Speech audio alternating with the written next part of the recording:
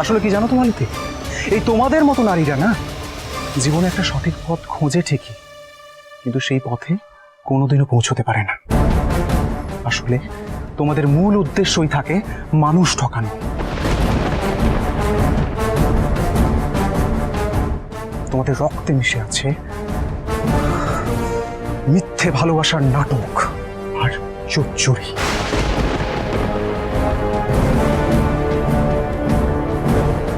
আপনি এখনো মিছে কথা কইছেন জমিদার মশাই?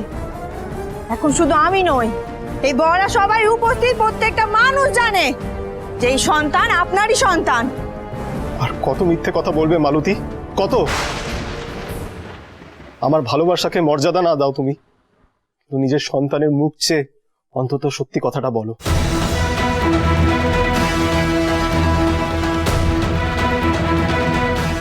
তা মালতী,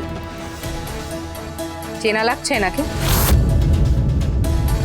ইনি হলেন শাখারিপুর গ্রামের গোমস্তামশাই, তোমার পানি প্রার্থী। আর তুমি সুযোগ দিলে এতদিনে তোমার স্বামীও হয়ে যেতেন, কিন্তু তুমি নাকি তা চাওনি।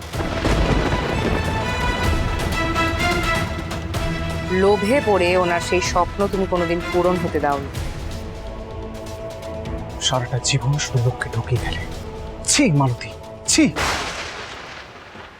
আমি যা করেছি আমার সন্তানের জন্য করেছি।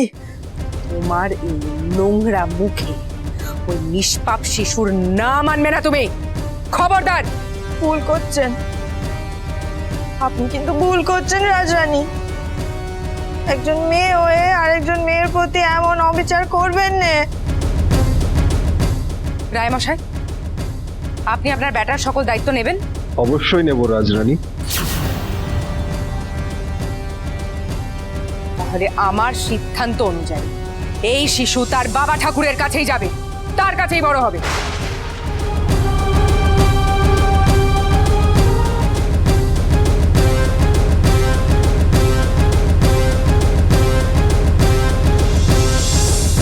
বেশ, তাহলে তো তোমার আর কোনো চিন্তাই রইল না মালতীলতা। তোমার এই লোভ তোমার মনে প্রাণে মারল, বুঝতে পারছো আশা করছি। শুধুমাত্র সম্পত্তির লোভে আমার জামাতাকে তুমি এইভাবে অত্যাচার করেছো।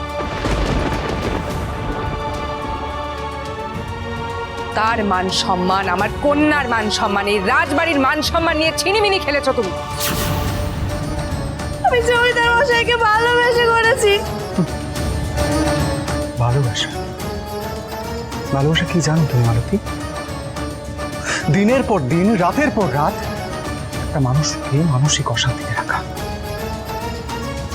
আচ্ছা, ভালোবাসার আরেক নাম কি জানো তুমি? নীরবতা। বুঝলে না? বুঝলে না বলো? আমি জানতাম তুমি বুঝবে না। একটা কথা কান খুলে শুনে রাখো, আমায় যদি কেউ প্রকৃত ভালোবেসে থাকে তাহলে আজকের এই ভরা সভায় আমি সবার সামনে চিৎকার করে বলবো যে শুধুমাত্র তারা সুন্দরী। রাজরাজেশ্বরী রানী ভবানী, সোম থেকে রবি প্রতিদিন বিকেল 5টায় স্টার জলসায়।